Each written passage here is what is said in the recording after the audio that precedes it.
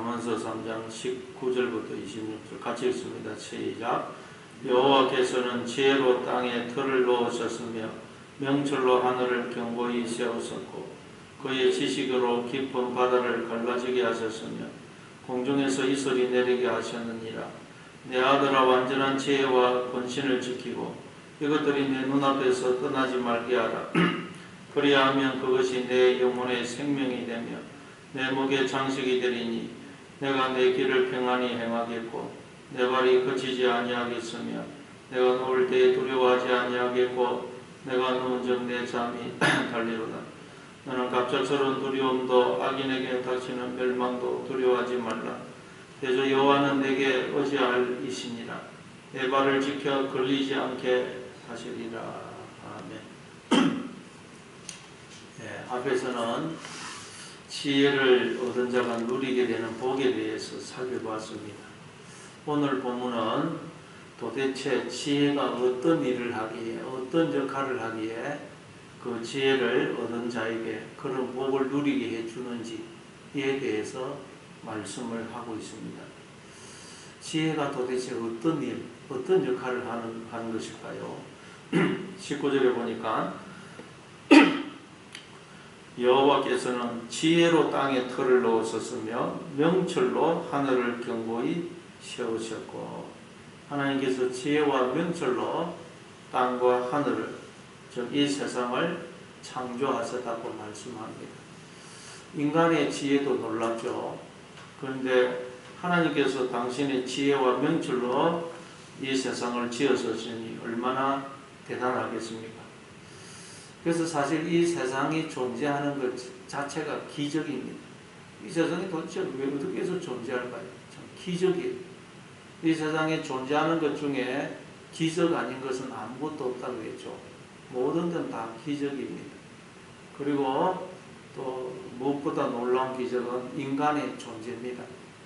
그리고 정말 형언할 길 없는 기적은 내가 존재하는 거죠. 내가 모든 것을 생각하고 인식하는 내가 존재하는 것. 이건 도무지 설명할 수 없는 기적입니다. 그런데 바로 하나님이 지혜와 명철로 바로 이 세상과 나를 지었었다는 거예요. 그럼 하나님께서 당신의 지혜와 명철로 이 세상과 하나님의 형상인 나를 창조하신 목적이 뭐냐? 바로 하나님을 찾고 발견하고 구하라고. 그래서 그 하나님을 닮아가라고 이 세상을 우리를 지었었다. 하나님이 이 세상을 통해서 끊임없이 당신을 드러내고 알리고 계시하고 계시다는 것. 자, 그리고 이제 20절. 그래서 그게 20절입니다. 그의 지식으로 깊은 바다를 갈라지게 하셨으며 공중에서 이슬이 내리게 하셨느니라. 하나님께서 그의 지식으로 깊은 바다를 갈라지게 하셨다. 깊은 바다를 갈라지게 하신 사건이 홍해 사건이죠. 그래서 그 갈라진 바다를 건너 이스라엘 백성들은 출애굽을 하게 됩니다. 홍해를 건너야 이 완전한 출애굽입니다. 그러니까 이 깊은 바다를 건너게 갈라지게 했다는 것은 출애굽을 의미해요. 출애굽은 두 가지 의미가 있다고 그랬죠. 첫째는 없음이었던 우리를 있음으로, 존재가 아니었던 우리를 존재로 불러내신 걸 말해요. 그런 점에서 모든 인간들, 이 세상에 태어나는 모든 인간들은 1차적으로 출애굽을 한 거예요. 그리고 두 번째 의미는 뭐냐? 그랬더니 인간들이 하나님을 몰아내고 자기의 자아 속에 갇히더라. 자아라는 무덤 속에 갇히더라. 그래서 하나님이 거기서 또 우리를 끄집어내 주시는 거예요. 그런데 하나님이 어떻게 우리를 깊은 바다를 갈라지게 해가지고 나오게 하시느냐? 그의 지식으로. 이 지식이 다 듭니다. 야다, 알다, 야다라는 그 동사에서 나온 명사입니다. 야다라는 것은 같이 살면서 경험적으로 아는 지식, 그걸 의미한다 그랬죠. 그러니까 하나님께서 어떻게 우리를 출애굽하시느냐? 우리와 하나가 되어져서 우리와 함께 하심으로 우리를 출애굽하신다. 그게 1차적으로도 그랬고 또 2차적으로도 하나님은 늘 나와 하나가 되셔서 나와 함께 사시면서 늘 나와 함께 사시면서 나와 함께 기뻐하고 즐거워하고 슬퍼하고 그렇게 하시면서 하나님은 우리를 깨우치시고 가르치시고 당신을 드러내시고 우리의 눈을 여셔서 우리로 하나님을 알게 해서 점점 하나님을 닮아가게 하심으로 우리를 출애굽해 주신다는 것. 하나님의 자녀로 양육을 하신다는 것. 하나님 이런 식으로 하신다는 것. 우리를 양육하시는 것. 어떻게 보면 시간 낭비인 것 같고 경제적이지 못한 것 같아요. 하나님이 친히 이럴 필요가 있습니까? 모든 사람과 함께 하시면서 계속 그냥 기뻐하고 즐거워하면서 그냥 우리를 가르치면가지고 그렇게 하실 필요가 있겠어요? 하나님은 좀 더 중요한 일, 힘든 일 하시고 그런 일은 무슨 신하에게, 천사에게 맡기는 것이 더 효율적이지 않습니까? 그런데 하나님은 우리와 함께 하시면서 계속 함께 하시면서 모든 기쁨, 슬픔을 같이 나누시면서 우리를 가르치시고 깨우치시고 당신을 알게 하여 우리로 하나님을 닮은 자녀로 양육을 하신다는 것. 우리는 여러분 어떻습니까? 우리 인간들은 그냥 좀 이렇게 자기가 중요한 지위에 올라간다. 그러면 바빠가지고 애들하고도 잘 놀아주지 않고 교회에서도 뭐 그냥 중요한 지위에 올라간다. 저 사회적으로 그럼 예배도 잘 참석을 하네. 그러나 하나님은 그런 식으로 하는 게 아니라 언제나 나와 함께 하시면서 나와 함께 사시면서 나와 기쁨과 슬픔을 같이 하시면서 나를 깨우치시고 가르치시고 그렇게 해서 우리로 하나님을 닮은 자녀로 양육을 하신다는 것. 우리가 자녀를 양육하는 것도 그런 식으로 하죠. 뭐 부모는 애들과 함께 살면서 막 기뻐하고 같이 슬퍼하고 애들을 가르치고 양육하고 뭐 본을 보이고 이렇게 해서 자녀를 양육합니다. 하나님이 그런 식으로 하신다는 거예요. 그런 식으로 우리를. 왜 그럴까요? 하나님께는 우리가 목적이기 때문에 우리가 목적이기 때문에 하나님은 늘 나와 함께 하시면서 사시면서 나와 함께 사시면서 나를 가르치시고 깨우쳐서 하나님의 자녀로 양육을 하신다. 그게 그의 지식으로 깊은 바다를 갈라지게 하셨다는 말씀의 의미예요. 그게 얼마나 놀랍습니까? 그리고 공중에서 이슬이 내리게 하셨다. 공중에서 이슬이 내리게 또 하시더라는 거예요. 이게 뭐죠? 출애굽기 16장에 보니까 광야 생활하던 이스라엘 백성들이 아침에 일어나 보니까 이제 이슬이 마르고 나니까 땅 지면에 작고 둥글며 서리같이 가는 것이 있죠. 그게 뭐죠? 만나예요. 만나. 근데 그 만나가 어디서 내립니까? 하늘에서 내리더라는 거예요. 아니 만나가 어떻게 하늘에서 내릴 수가 있습니까?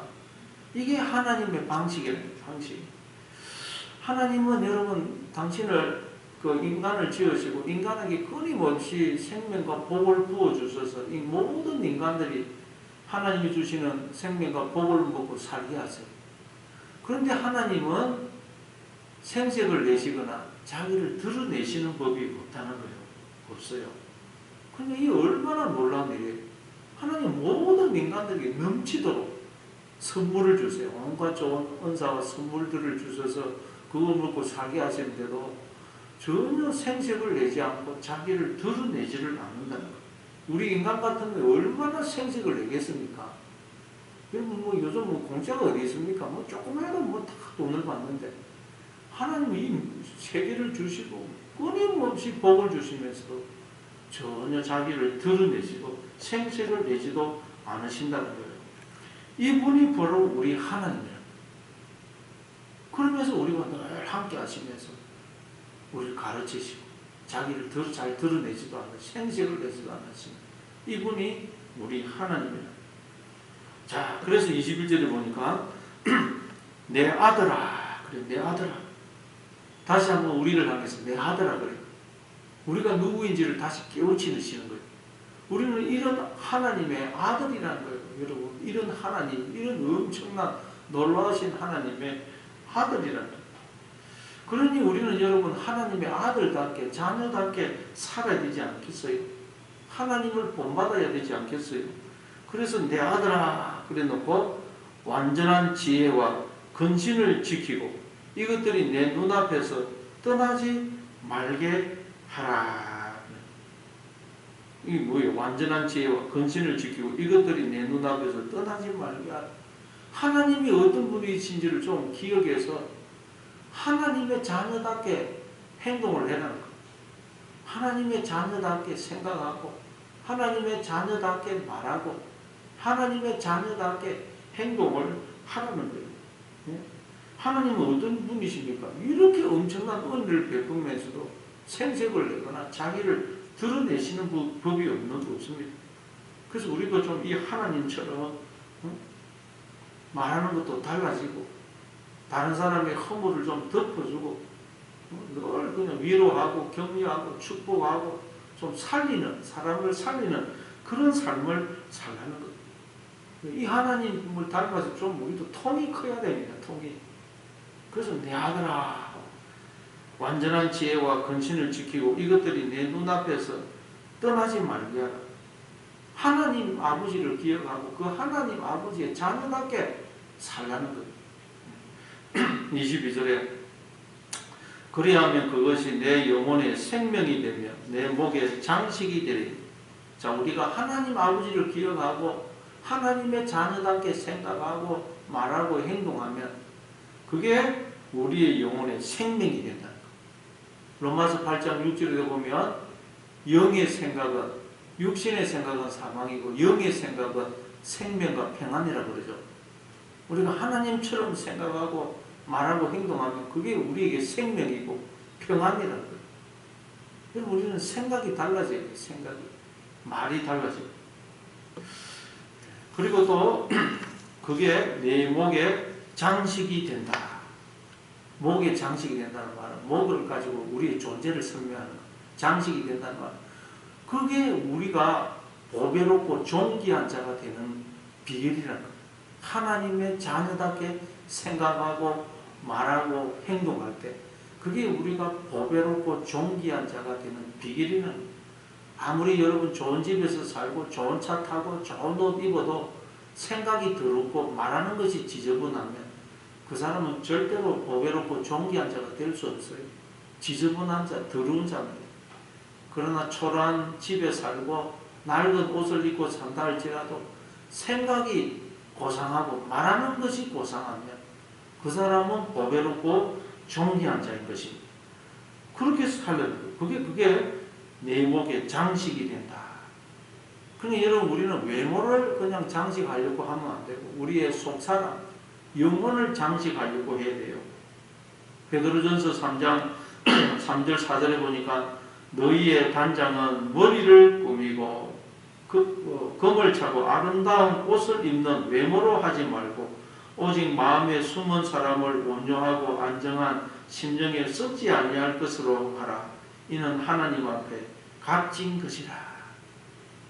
요한계시록 19장 7절 8절에도 보면 우리가 즐거워하고 크게 기뻐하며 그에게 영광을 돌리세. 어린 양의 혼인 기약이 이르렀고 그의 아내가 자신을 준비하였으므로 그에게 빛나고 깨끗한 세마포옷을 입도록 하셨으니 이 세마포옷은 성도들의 옳은 행실이로다. 빛나고 깨끗한 세마포옷을 입도록 하라는데 그게 뭐라고요? 성도들의 옳은 행실. 바로 우리가 하나님의 자녀답게 생각하고 말하고 행동하는 것. 이게 우리가 입어야 될 옷이라는 거예요. 세마포 옷. 그러니 여러분 우리가 생각이 달라져야 돼요. 생각이 달라지고 말이 달라져야 됩니다. 항상 다른 사람의 허물을 좀 덮어주고 하나님처럼 위로하고 격려하고 축복하고 축복하고 사람을 살리는 말을 해야지 자꾸 다른 사람의 허물을 들추고 흉을 보고 뒤에서 다른 사람 욕하고 비난하고 그러면 그 자기 스스로 그냥 자기를 추하게 만드는 거예요. 그러면 여러분 그게 바로 여러분 스스로 자기의 생명을 해하고 복을 차버려요. 하나님은 내가 너희가 하는 말, 내 귀에 들리는 말대로 해주겠다 그러죠. 우리 이 입술에 하는 말이 복을 불러들이기도 하고 저주를 불러들입니다. 입술에 열매를 우리가 거둔다고 성경은 말해요. 그러니 여러분 오늘도 여러분 생각이 달라지고 말이 달라지고 하나님의 자녀답게 생각하고 하나님의 자녀답게 말하고 하나님의 자녀답게 행동하시는 여러분 되시기를 바랍니다. 그리고 또 23절에 보니까 내가 내 길을 평안히 행하겠고 내 발이 그치지 아니하겠습니다. 하나님의 자녀답게 생각하고 자녀답게 말하고 자녀답게 행동하면 평안히 인생길을 행하게 된다는 것. 그리고 네 발이 걸려서 넘어지지 않는다. 그치지 않는다는 말은 걸려서 넘어지지 않는다는 것. 그러니까 우리의 인생길에 평안이 없고 우리가 자꾸 발이 걸려서 넘어지는 이유가 뭐겠어요?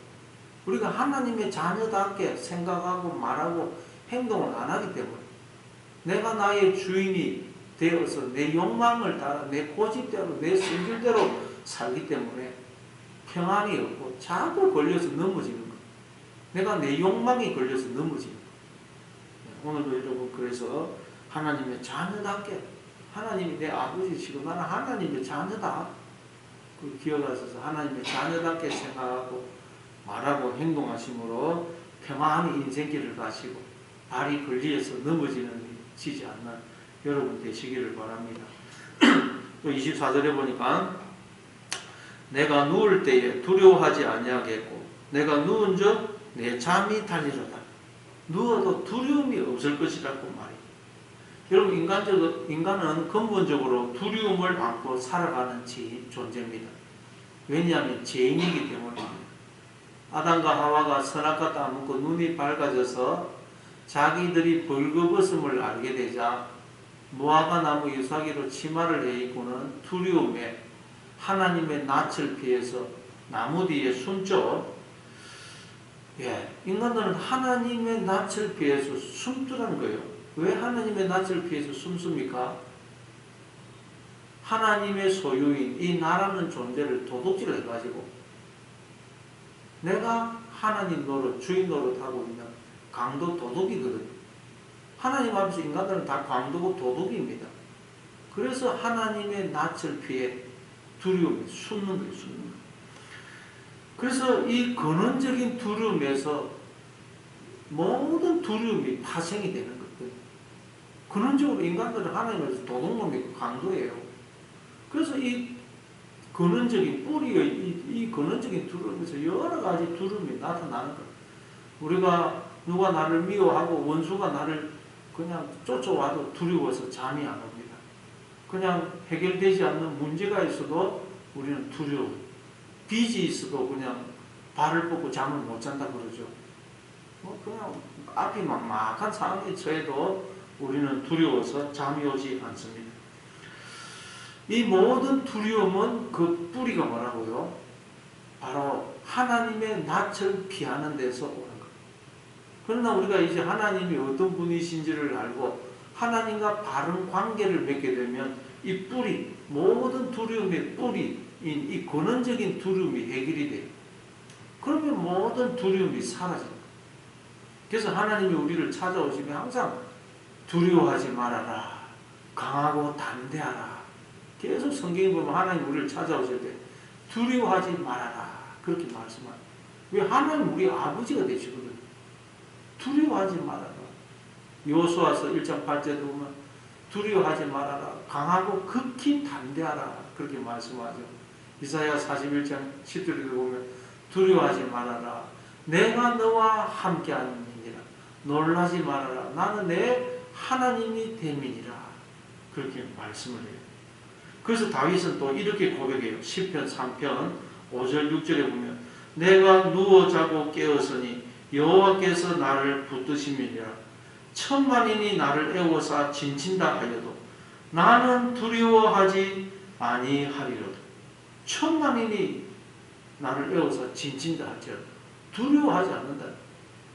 다윗은 하나님이 내 아버지가 되시고 나와 함께 하시고 나를 지키시고 보호하시는 걸 알게 된 거예요. 그래서 천만인이 나를 애워서 진친다 해도 나는 두려워하지 않는다. 그렇게 고백을 하고 있어요. 그리고 25절에 보니까 너는 갑작스러운 두려움도 악인에게 닥치는 멸망도 두려워하지 말라. 우리가 인생을 살아가다 보면 갑작스럽게 두려움이 닥칩니다. 무슨 일을 당하고 사고를 만나면 갑작스럽게 두려움이 닥쳐요. 그리고 악인에게 닥치는 멸망. 이 악인에게 닥치는 멸망이 나에게 임하는 것처럼 느낄 때가 많아요. 악인에게 닥치는 멸망이 그냥 나에게 임하는 그런 경험을 합니다. 그때도 두려워하지 말라는 거예요.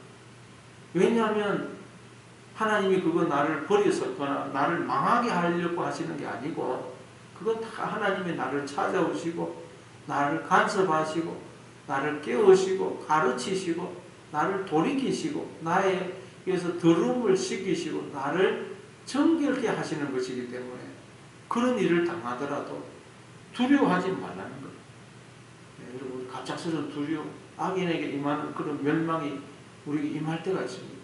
그때도 하나님은 두려워하지 말라. 이제 명령을 하고 있습니다. 명령. 우리에게 명령을 하고 계십니다. 두려워하지 말라. 그리고 26절에 대저 왜냐하면 여호와는 내가 의지할 이시기 때문에. 왜 우리가 여러분 인생을 살면서 갑작스러운 두려움, 악인에게 임하는 멸망이 닥쳐도 두려워하지 않아야 되느냐? 여호와는 우리가 의지할 이시기 때문에. 의지할 이 케셀입니다. 케셀인데 허리, 편이라는 뜻입니다. 하나님은 우리의 허리, 편, 나의 반쪽이 되시는 분이라는 거예요. 그렇죠. 하나님 우리의 머리가 되었어요. 나의 주인이시고 남편이시고. 이게 케셀입니다. 영원히 진짜 낫이라는 거예요. 그래서 하나님은 당신의 목숨과 뜻과 마음을 다하여 나를 사랑하시고 나를 하나님 자신처럼 사랑하시는 분. 당신의 생명을 전부를 주시는 사랑을 영원토록 변함없이 나에게 베풀어 주시는 분이에요. 그러니 우리는 인생을 살아갈 때 갑작스러운 두려움도 닥치는 멸망도 두려워할 필요가 없다는 거예요. 하나님은 당신의 목숨과 뜻과 마음을 다하여 나를 사랑하시고 나를 당신처럼 사랑하시고 당신의 목숨을 주시는 그 사랑을 영원토록 변함없이 하시는 분이기 때문에 우리는 두려워할 필요가 없다는 거예요. 그래서 그분이 그 하나님이 내 발을 지켜 걸리지 않게 하시리라. 절대 걸려서 넘어지지 않도록 그렇게 하신다는 거예요. 네. 그러니까 여러분 우리가 이 하나님을 기억을 하지 않으면 하나님이 어떤 분이신지를 기억하지 않으면 우리는 그냥 두려워하고 걸려서 넘어집니다. 그러니까 여러분 오늘도 여러분 하나님을 기억하시고 하나님이 내 아버지가 되신다. 나와 함께 하신다. 나를 당신의 목숨을 주시기까지 사랑하신다. 이 사실을 기억하심으로 모든 두려움을 떨쳐버리고 걸림돌에서 넘어져서 일어나시고 그리고 오늘도 하나님의 자녀답게 살아가시는 그런 하루가 되시기를 바랍니다.